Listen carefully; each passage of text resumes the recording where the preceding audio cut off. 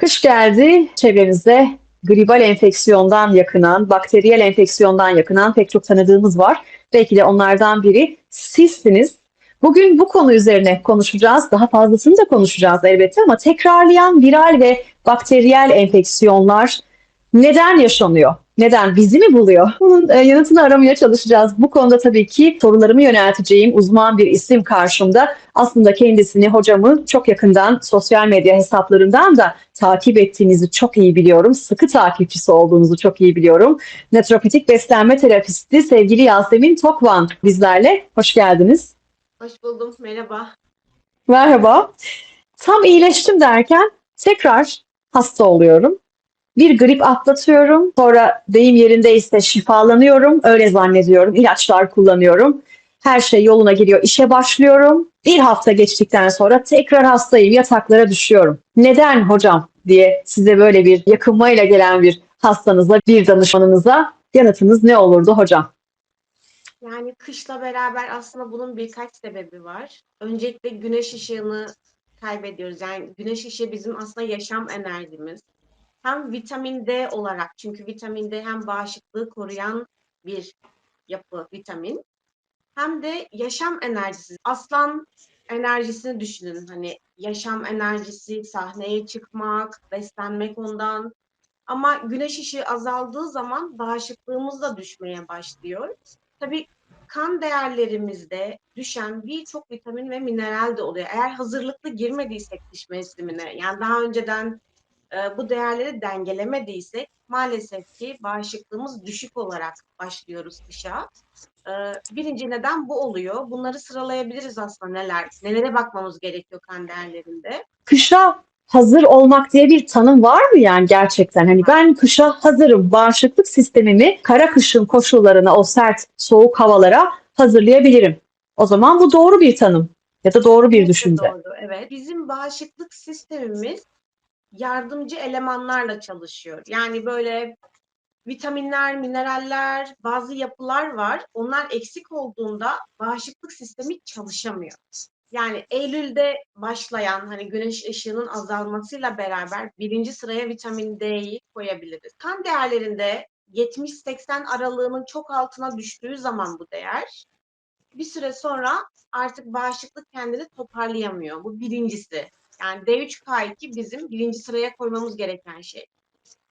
Çünkü yarılanma ömrü çok kısa ve yani yaz boyunca biz güneşlensek bile Eylül'den itibaren biz takviye olarak D vitaminini almıyorsak bir süre sonra azalıyor ve biz bağışıklık sistemini güçlendiremediğimiz için maalesef ki virüslerle savaşamıyoruz. Hemen mi etkiliyor Yasemin hocam? D Yani vitamini belki de bir yoksunluğu. iki Yani ay bir iki ay bizi götürebilir ama ondan sonra artık tekrarlayan virüsler ya da bakteriler söz konusu olabilir. Ama sadece vitamin D değil tabii ki yani. Birçok şey var, bunları konuşacağız. Birincisi hı vitamin hı, D diyebiliriz ama.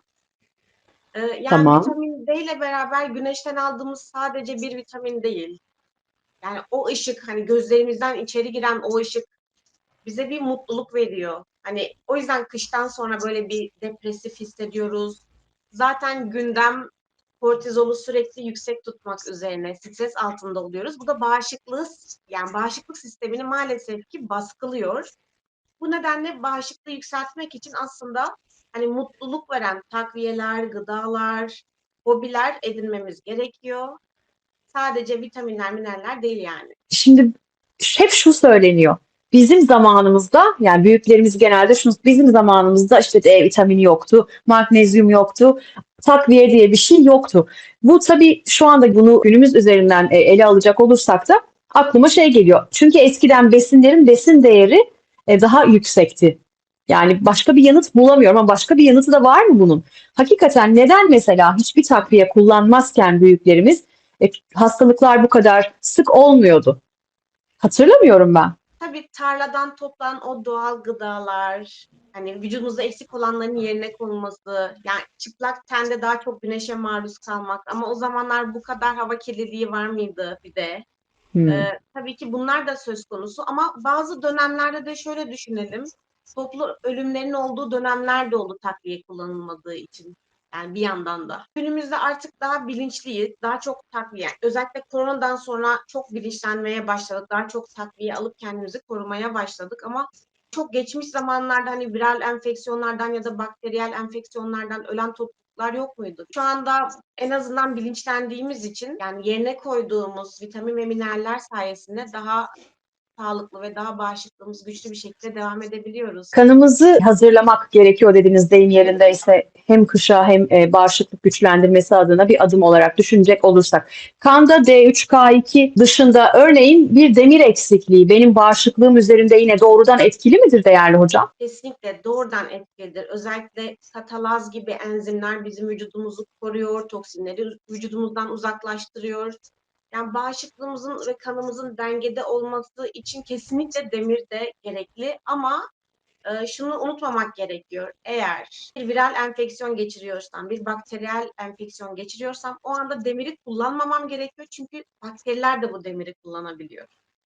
Yani benim Oo. öncesinde bu demiri dengelemem gerekiyor. Kışa hazırlık için. O zaman hastayken ıspanak yememem mi gerekir mesela? Yok öyle değil. Gıdalardan alamıyorlar. O şekilde değil ama hani doğrudan bir takviye olarak ben demiri doktorun Yükleme. izni olmadan kendi başıma kullanırsam kendime zarar veriyor olabilir. Ama gıdalardan aldığımızda o şekilde çalışmıyor. Yani kana karışan bir demire bakteri müdahale edemiyor.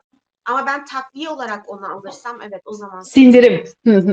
evet yani sindirdikten sonra kanıma karışan bir demire bakteri karışamaz yani. Oraya kanıma gidemiyor çünkü. Kanda dikkat etmemiz gereken başka değerler nelerdir? Mesela bir Eylül ayında bir kan tahlili vermek o zaman doğru bir adımdır değil mi değerli hocam? Kesinlikle her Eylül'de. Eğer geç kaldıysak yani şu anda da yaptırabiliriz ama daha fazla geç kalmamak gerekiyor. Özellikle bu ayda çünkü çok fazla salgınlar var ve tam da bu Evet. nedenle vitamin, mineraller eksik olduğu için vücutta maalesef tekrar ve tekrar aynı döngüye giriyorlar ve tabii ki bağırsaklarımız da bağışıklıkla bağlantılı.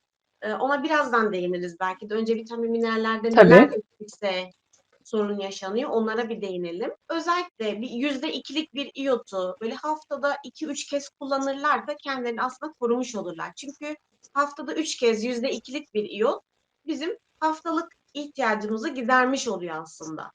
Yani testlere baktırmasak bile bu doz yani çok yüksek de değil, düşük de değil bizi koruyacak bir doz. Dahili olarak kullanımını öneriyorsunuz Evet, değil mi? suya damlatabiliriz. Ama eğer derseniz ki hani ben iyot kullanmak istemiyorum, doğal yoldan nasıl alırım dersek biz toplum olarak çok fazla deniz yosunları yiyen bir millet değiliz.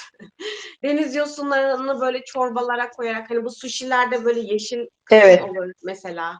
İşte onları yemek ya da işte kelp denilen bir deniz yosunu var yine onları yemeklere serpmek ya da spirulina, chlorella gibi hem toksinleri vücuttan uzaklaştıran hem de iyotumuzu doğal yoldan yükselten takviyelerden ya da gıdalardan faydalanabiliriz aslında. Yani deniz ürünleri iyotu doğal yoldan arttıran bir destek. Kan tahlili verirken tabii doktor en doğrusunu bilecektir muhakkak ama hani burada bir özellikle bakılmasını ya da sizin görmeyi istediğiniz size danışan olarak gelen kişi de kan değerlerinde mutlaka ben bunu da hani görmek, okumak isterim dediğiniz bir değer var mıdır hocam? B12'ye kesinlikle bakarım. Çünkü B12, folat, yani B6, B9, B12 bu üçü hem kanımızın hacmini, miktarını belirliyor hem de bütün genlerin çalışması bu üç vitamine bağlı. Yani bu üçü eksik olduğunda genlerimiz doğru bir şekilde çalışamıyor ve bir süre sonra DNA'mız hasar görebilir. Bu nedenle tabii ki bağışıklık da çok düşmüş oluyor. Tabii ki doğal yoldan almak en mantıklısı ama diyelim ki testlerde çok düşük. Hani vakit yok. Bazen mecburen takviye ile destek almamız gerekebiliyor. Eğer çok düşükse ama çok düşük değilse doğal yollardan özellikle sakatatlarda, ette yani balık, et, hindi hepsinde de B12 zaten doğal olarak var. Ama çok düşükse mutlaka bir takviyeyle o eksiği kapatmak sonra da doğal yollarla almak gerekiyor aslında. Folat ise özellikle yeşil yapraklı gıdalarda. O yüzden bol bol yeşil olan gıdaları tüketmek gerekiyor. Yani hem yeşillik hem et grubunu bir arada tüketirsek aslında biz B6, B9, B12 hepsini de almış oluyoruz. D3, K2 dedik. B12, B6, B9 ve folat değeri sizin için önemli. Bunu konuştuk bağışıklık sistemi için. Yine demirin öneminden bahsettik. Başka bir değer ne olurdu önem vermek gereken? Yani selenyum olurdu. Selenyumu da şöyle Brezilya cevizinden sadece 2 tane her gün yediğimiz zaman tamamını karşılıyor. Sadece 2 tane. Hani Sevmiyorum Brezilya cevizi hocam. Ne yapacağım? yani bulamıyorsanız bir tane takviye ile 200 mikrogram civarında her gün bir tane aldığınızda yani bir ay kullanıp sonra ara verebilirsiniz. Hani o değerleri kapatıp eksiğimizi, ihtiyacımızı karşılayıp sonra da normal doğal yollarla işte ayçiçek çekirdeği, kabak çekirdeği, badem birçok gıdadan ama azar azar almış oluyoruz onlardan. Tamamını karşılayamıyor eğer çok yemediysek. Çok yersek de başka riskleri olabiliyor. Brezilya ceviziyle 2 taneyle karşılarken diğer cevizlerle bir avuç yesek bile karşılayamıyoruz maalesef. O yüzden Hmm. Brezilya cevizini sadece 2 tane yememiz yeterli oluyor. Peki başka bir değer var mı yine kanda önemsemek gereken ve bağışıklık sistemi için enfeksiyonlara karşı bir koruma kalkanı oluşturan? Yani magnezyumu değersel olarak bakmasak bile, testlere hiç bakmasak bile her gün hepimizin 400 mikrogram civarında magnezyum tüketmesi gerekiyor. Çünkü magnezyum vücudumuzdaki tüm enzimler üzerinde etkili ve beynimizi de sakinleştiren, anda daha rahat kalabilmemizi sağlayan, hem de bağışıklığımızı güçlendiren bir mineral. O yüzden testlere baksak da bakmasak da her gün 400 mikrogram magnezyum ihtiyacımız var bizim. Yani Hı. her gün ne almam gerekiyor derseniz magnezyum ben her gün alabilirim takviye olarak. Çünkü 9 porsiyon meyve ve sebze artık kimse yemiyor. Yani dürüst olalım. Doğru. Geçen gün şey konuştuk, değerli hocam sevgili Yavuz Dizdar'la buradan saygılarımızı iletiyoruz kendisine. O da bir örneklendirme verdi. Gıda terörünü aslında konuşuyorduk ama nereden nereye? Hani her gün kimse 9 porsiyon sebze meyve yemiyor dediniz ya. Bir dilimde dahi zaten o kadar çok tarım ilacına maruz bırakılıyoruz ki 9 porsiyon yersek herhalde ne olur? Tahayyül edemiyorum ben gerçekten. O da ayrı bir konu tabii. Onun üzerine de 10 program yapabiliriz herhalde. Ama vatandaş olarak bize de biraz görev düşüyor. Yani doğal üreten çiftliklerle temasta olmak, kendimiz biraz üretime geçmek, doğal satan yerleri bulmak bunlar bizim görevimiz değil mi? Eğer buna Çok yönelirsek, haklısınız. buna yönelirsek ve tarım ilacı kullanan kişilerden almazsak, oraya doğru yönelmezsek aslında ne olur? Dünya doğal tarıma doğru dönmez mi? Yani biz ne alıyorsak bize onu üretiyorlar aslında. Alıcısı Çok kim? doğru. Bizler. Ama Bizler. şöyle de bir şey var. Evet aslında hani ilaçsız üreticiye, doğal organik üreticiye ulaşmak zor değil sizin dediğiniz gibi ama cüzdan olarak yani maddi güç olarak ulaşmak zor oluyor. Yani birçok kişi için en azından. Çünkü bu bir yani buna bir bütçe ayırmak gerekiyor. Total olarak baktığınız zaman o zaman işte insan diyor ki aman boş ver. Dedem organik mi yiyordu? İşte aslında organik yiyordu bu arada tabii ki. Öyle olmuş oluyor bir anlamda Yani teknik aslında olarak yani. normal gıdalar da o kadar pahalı ki. Ya organiği Evet, bırakın normal gıdalar da çok pahalı ve aslında ikisi arasındaki fark kapanmış durumda bakarsanız. Hani yanıltıcı olabiliyor bazen. Bazen bir çiftliğin ürünlerine bakıyorum. Şaşırıyorum. Aha diyorum buradaki havuç doğal, organik. Diğeri de marketteki. Fiyatlar neredeyse aynı. Diğeri de çok pahalı çünkü. O doğru. yüzden Bu da bir biraz daha başka bir durum. belki de hani bu bir algı hani doğal olan her zaman pahalıdır algısı var bizde ama bazı çiftçiler hani yerel kişiler uygun fiyatlı yapabiliyor. Belki onları bulmamız gerek. Araştırmak, piyasa araştırması yapmak gerekiyor. Doğru. Ama birçok kişinin hocam buna vakti yok. Mental olarak buna ayıracak bir şey yok. Psikolojik gücü yok. O yüzden ben çok iyi anlıyorum. Demek istediğinizde çok haklısınız tabii ki ama işte hayat şartları.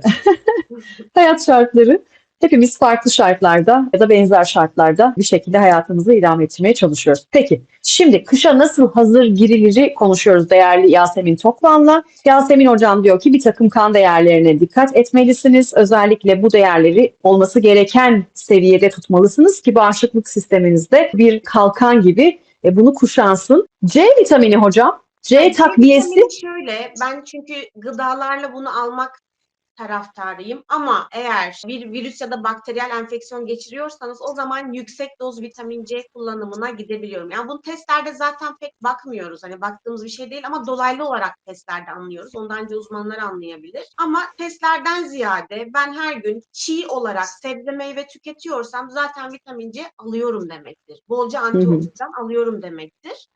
O yüzden çiğ olan gıdalardan faydalanacağız vitamin C için. Ama virüs ya da bakteriyel bir enfeksiyon geçiriyorsam hızlı iyileşmek için 3 gram üzerinde vitamin C almam şart olabilir. Ama günlük dozlara bölerek, yani hepsini aynı anda almak yerine günde 3 doza bölerek, hani 1 gram, 1 gram, 1 gram günde 3 kez daha hızlı iyileşmemi sağlayabilir. Bağırsağa geçelim. Bağırsak da burada aslında kritik öneme sahip organlardan bir tanesi. Bağırsak için zaten artık çok bu da klişeleşmiş olacak. İkinci beyin. Yani anneme bile sorsam o bile söylüyor artık. Hani hiç Evet. takip etmeyen sosyal medyayı. Aa, ikinci beyin bağırsak diyorlar kızım diyor. Nasıl bir rolü var bağırsaklarımızın bağışıklık sistemi üzerinde? Çok sık hastalanıyorum diyenler için burada nasıl bir ilişkilendirme yapabiliriz bağırsakla? İlginç bir şekilde bağırsak yüzeyi üzerinde bulunan hücrelerin bir zekası var. Bağırsağın içindeki o mikroplarla iletişim halindeler. Yani konuşuyorlar, crosstalk yapıyorlar. Birbirlerinden etkileniyorlar. Eğer kötü bakteriler çok fazlaysa bu bağışıklığımızı olumsuz yönde etkilerken, genlerimizi, enzimlerimizi, bağışıklığımızı olumsuz yönde etkilerken faydalı mikroplar eğer çoksa bağırsaklarımızda bunlar bizim bağırsak yüzeyindeki hücrelerle konuşarak birlikte bir bağışıklık yanıtı oluşturuyorlar ve bağışıklığımızı güçlendiriyorlar. Yani mikroplar ve bağırsaklarımız bir zekaya sahip ve konuşabiliyorlar. Bu gerçekten çok ilginç bir şey. Ve birlikte bir yanıt oluşturup bağışıklığımızı beraberce güçlendirip bir plan yapıp kötü mikroplarla ve kötü virüslerle, bakterilerle birlikte savaşmak için e, bir uygulama yapıyorlar aslında ilginç bir şekilde. Ya, hayretler verici gerçekten. Hani o Evet. dünyanın içine girmek ve incelemek çok ilginç bir şey. Enteresan bir sistem. Çok ilahi tabii yani baktığımız Evet. zaman pek çok kişi için en azından böyle bakan kişiler için. Bağırsak üzerinde ben beslenmemle bu etkiyi nasıl oluştururum? Bu güzel konuşmalar yapsın. Benim bağırsağım da hani bir kalkan oluştursun, bir güç oluştursun istiyorum. Ne tüketmeliyim o zaman? Probiyotik, prebiyotik mi mesela? İlk aklıma Tamam, birkaç gelenler onlar olur. tane örnek tarifler verelim. Hem böyle bağırsağımızı iyileştirsin, o Harika, duvarını onarsın. Hem ben kendimi iyi hissedeyim kışın. Hem bağışıklığım harika. güçlensin. Birincisi bir brokoli çorbası yapalım ama ben nedenlerini de söyleyeyim. Şimdi öncelikle kemik suyuna bir brokoli çorbası yapalım. Kemik suyun içerisinde bağırsakları onaracak olan glutamin maddesi bulunuyor özellikle.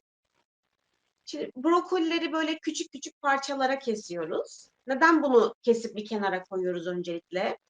Çünkü brokoliyi kesip bir kenarda en azından bir 15 dakika beklettiğimiz zaman içerisinde sulforafen, dim gibi böyle bağışıklığı hem güçlendiren sülfürlü maddeler var. Bunlar hem hormonları da dengeliyor hem de toksinlerin vücudumuzdan uzaklaştırılmasını da destekliyor. Yani o virüslerin, bakterilerin vücudumuzda yarattığı o tahribat, o toksinler bir şekilde atılmalı ki ben kendimi daha iyi hissedebileyim ve daha çabuk toparlayayım vücudumu. Bu yüzden ben brokoli ile beraber kırmızı soğan eklerim. Kırmızı soğanda kuarsetin adında bir madde var. Kuarsetin de bağırsakları onarıyor ve bağışıklığımı güçlendirebiliyor. Kuarsetin üzerine bilimsel bir sürü makale var. Özellikle korona döneminde bunu gördük. Bu yüzden ben kırmızı soğan da eklerim ve özellikle sarımsak, sülfürlü ve içinde allisin denen virüsle savaşan maddeler olduğu için. Yani ne oldu? Kırmızı soğan, sarımsak, brokoli bunlar virüslerle hem savaşıyor, hem bakterilerle savaşıyor, hem de vücudumu toksinlerden arındırıp bağırsaklarımı da onaran bir gıdaya dönüşüyor. Bu şekilde bu malzemelerle içine de böyle havuç, kereviz gibi daha da güçlendiren malzemeler koyup kemik suyuyla bunu böyle blenderdan geçirirsem bağışıklığımı onaran, güçlendiren bir destek almış olurum ve kış için ısıtan bir gıda. Tadı güzel mi? Önemli olan da o zaten pek çok kişi Ben için çok hocam. severek yiyorum. Çok Öyle severek mi? yiyorum. Evet. Bu güzel tarif için çok teşekkürler. Başka bir tarif var mı? Yine böyle Yani bağırsağı yine toparlayan. yine turuncu gıdalar. Turuncu gıdalar hem bize böyle güneşten dolayı hani yaşam enerjisi veren enerjisel olarak yani aslında boşuna değil, tesadüf değil. Bu nişastalı ve turuncu gıdaların kışın olması tesadüf değil. Hmm. O yüzden ben bu gıdaları sıkça beslenmemde yer veriyorum. Özellikle işte bal kabağı olur, tatlı kabak olur, tatlı patates olur. Ben bunları böyle küp küp kesip soteleyip yine kemik suyuyla buluşturup blenderdan geçiriyorum. Dilerseniz üzerine kabak çekirdeğiyle, zeytinyağıyla ya da tereyağıyla hani böyle hafif soteleyip çorbanın üzerine gezdirirseniz çok güzel olabiliyor. Yine çok lezzetli oluyor ve bağırsağı onaran bir gıda oluyor. Çünkü içerisinde bolca kuersetin maddesi var. Bütün çorbalara pul biber yakıştırırım ve Kesinlikle. neredeyse yani 100 grama yakın pul biber bir öğünde kullanıyorum. Yani bir çorbada mesela. İnsanlar böyle şoke olmuş şekilde bakıyorlar bana ama ne gibi bir etkisi var pul biberin, acı pul biberin? Kesinlikle metabolizmayı hızlandıran, ısıtan, yani kışın ısıtan gıdalar gerekiyor aslında bize. Pul biber de ısıtan, metabolizmayı hızlandıran ve aslında virüslerle savaşacak bazı maddeler de var içinde. Ve hatta inflamasyonu azaltan, ağrıyı azaltan maddeler de var. Bu yüzden kırmızı pul biberle birlikte ben karabiber de koyarım. Neden koyarım? Bu baharatlar niye bu kadar önemli? Çünkü emilimi arttırıyor. Yani ben bir şey yediğim zaman o vitaminlerden, minerallerden ya da işte o içindeki o beta karoten, o turuncu gıdaların hani vücudumun içine alınması için, kanıma karışması için karabiber, pul biber buna katkıda bulunuyor aslında. Zerdeçalı da mesela hep karabiberle tüketin denilir. O yüzden değil mi? Evet, Hazır evet, hale emilim getiriyor arttırıyor. emilimini, Evet. kurkumini. Hani o kabak çekirdeğini zeytinyağı ya da tereyağıyla böyle pişirirken mutlaka içine karabiber, pul biber, bazı baharatlar mutlaka eklerim. Hem lezzetli oluyor hem de emilimi artırıyor aslında. Hakikaten salgınlar şu anda korkunç durumda. Çocuklar aralarında, yani çocukların arasında, yetişkinler arasında, yaşlı bireyleri özellikle burada tabii ekstra hassasiyetle koruma içgüdüsü yaşıyoruz ve kendimizi tabii ki ve çocuklarımızı. Umarım bu tariflerden bir şekilde yararlanır sevgili izleyicilerim. Toksin maruziyeti de burada önemli değil mi? Daimi olarak toksin maruziyeti yaşıyoruz. Bunun da bağışıklık sistemi üzerinde kötü bir etkisi mutlaka var diye düşünüyorum. Bunu nasıl azaltırız? Bu etkiyi nasıl en aza indirgeyebiliriz? Öncelikle bu toksinler nereden geliyor bana? Öncelikle buraya bakmam gerekiyor. Ve doğal olarak da hani az önce verdiğim tarifler gibi tarifleri sıkça beslenmede yer verirsek aslında bunlar vücudumuzu arındıran gıdalar. Hani bol bol rengarenk. Sofraya baktığım zaman renkler görüyor muyum toksinlerden beni arındıran? Hani bunu yapabilirim ama bu toksinler nereden geliyor? Plastik şişelerden mi geliyor? Mesela bir sirke alıyorsanız bu bir plastik şişenin içindeyse aşınma yapıyor, vücuduma karışıyor. Parfüm alıyorsam, yapay toksinli bir parfüm alıyorsam bu da bir hormonlar üzerine de zarar veren bir madde. Aslında her şeyin doğalı var artık günümüzde. Her şeyin bir alternatifi var. O yüzden bakacağım ben nereden getiriyorum bu toksinleri? Kullandığım makyaj malzemelerinden mi? İşte aldığım bir halıdan mı? Giydiğim bir kıyafetten mi? Her şeye dikkat etmem gerekiyor. Ya da paketli gıdaların içindeki o katkı maddelerinden mi geliyor? Yoksa doğal şeyler mi alıyorum hayatıma?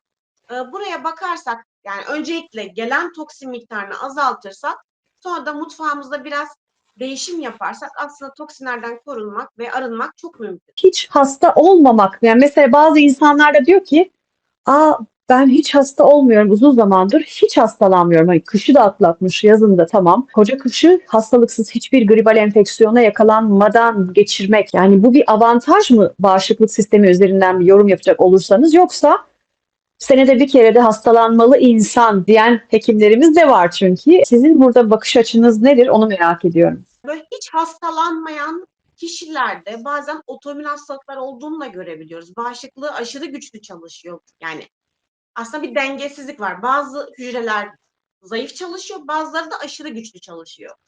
Mesela romatoid artrit hastası olan bir danışanım vardı. Yani hiçbir zaman grip geçirmiyorum diyordu ve sonra otoimmün hastalıklar çıktı. Tabii sonra şu an tamamen temizlendi artık hiç değerlerde otoimmün görünmüyor çünkü hani bağışıklığı dengeleyici şeyler uyguladıktan sonra otoimmün hastalıklarında kurtuldu aslında ama Hı hı. hiçbir zaman gribe yakalanmadığını söylüyordu. Birçok otoimmün hastasında ben bunu gördüm. Bu tabii ki demek değil ki hani herkes öyle olacak ama yani arada bir böyle çok hafif miktarda bir şeyler geçirmek, hani yılda bir kere de olsa hafif derecede geçirmek iyi bir şey bence. Hani hiç olmamak aklıma bir şeyler getirebilir. Hani niye hiç olmuyor? Çok iyi bakıyor kendine. Yani şeyi o, dayanağı o. Ben Ama çok çok iyi iyi bakıyorum. bakıyorum. Hafif miktarda yani bir kırgınlık olabilir. Hani virüs uğradığında şöyle hissediyoruz aslında eğer hafif geçiriyorsak. Tamamen yatağa düşürmüyor ama hani birkaç gün böyle bir kırgınlık, bir hafif atlatma söz konusu oluyor ama kendini biraz hani yorgun, bitkin hissedebiliyor o kişi. Ben öyle olduğunda anlıyorum. Bende şu an virüs var. Hani tamamen yatağa beni düşürmüyor. Ama bir kırgınlık oluyor üstüne. Yani vücudum onunla savaşıyor. Yani savaşıyor, bu iyi bir şey. Vücudun bir şeylerle Hı savaşması, hı. Hı hı. onu yenmesi iyi bir şey. Ama ufak da olsa bir semptomları oluyor bunun. Tamamen hiç hastalanmamak, o zaman vücudumun savaşmayı da öğrenmesi gerekiyor. Çünkü her yıl farklı virüslerle ve bakterilerle tanışıyoruz. Vücudumun onlarla savaşmayı öğrenmesi gerekiyor. Kimse hasta olmasın. En azından hastalık olsa dahi kolay atlatmak duasıyla. Şey aklıma geldi. Kapatmadan evvel hani bunu da sorayım istedim. Evimde, mutfağımda, buzdolabımda ya da soframda neler bulunmalı? Yine bu bakış açısıyla bakacak olursak. Yani ben özellikle bir okaliptüs yağını kış boyunca evimden asla eksik etmem. Çünkü okaliptüs yağı hem virüslere hem bakterilere karşı bilimsel birçok yayını olan bir yağ, yani bitkisel bir içerik. O yüzden eğer benim boğazım ağrıyorsa mesela ben bir damla okaliptüs yağını hemen boğazıma sürerek onu hemen iyileştirebilirim. Kulağım ağrıyorsa oraya bir zeytinyağıyla karıştırıp sürersem hemen kulak ağrım geçebilir. Hızlı iyileştiriyor. Bunu göreceksiniz.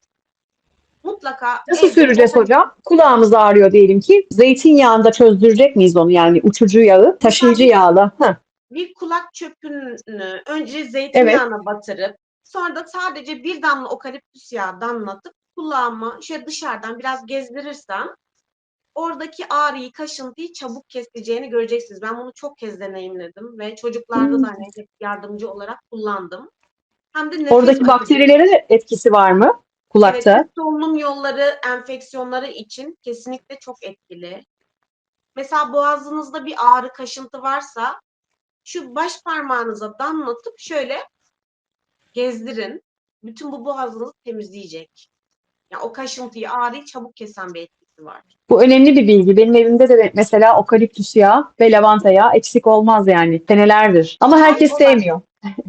evet herkes sevmiyor, kokusu ağır gelebiliyor. Ama o an benim için ağrıdan kurtulmak daha önemli olduğu için Tabii. kullanıyorum. Ee, Çay olarak da evde mutlaka meyan kökü, ada çayı, kekik, zencefil bunları bulundururum. Çünkü bunların hepsi mikroplarla savaşabiliyor. Özellikle bunların hep beraber kullanımı, kombinasyonu daha Evet. hızlı, inflamasyonu azaltır, ağrımı azaltır. Üst solunum yolu enfeksiyonlarıyla savaştığı için daha çabuk toparlanmamı hızlandırır. Bu iyi bir şey.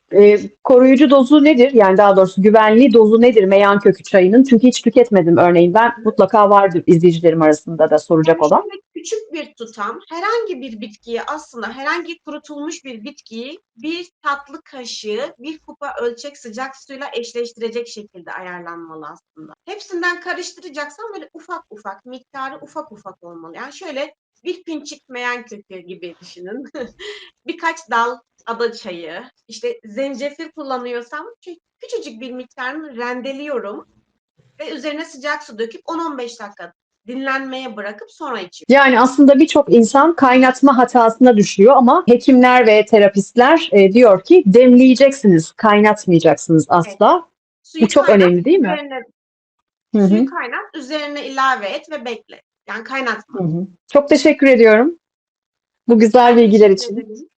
Tekrar Şifa tekrar olsun. teşekkürler. Herkese şifa olması dileğiyle Yasemin Tokvan, naturopatik beslenme terapisti, değerli konuğum. İnşallah en kısa zamanda yeniden bir araya geleceğiz hocam. Konuşacak çok şey var çünkü yetmiyor. Yani sizinle olunca zaman yetmiyor zaten. Soruların yarısı da kalıyor hep. Çok Evet. kıymetli bilgiler. Çok çok teşekkür ediyorum tekrar. Bu videoyu izlediyseniz, bu yayını izlediyseniz yorumlarınızı bekliyoruz. Kanala abone olmayı ve tabii ki bildirimleri açmayı yeni programlardan haberdar olmak için unutmayın. Yasemin Hocam tekrar buluşmak üzere. Görüşmek üzere.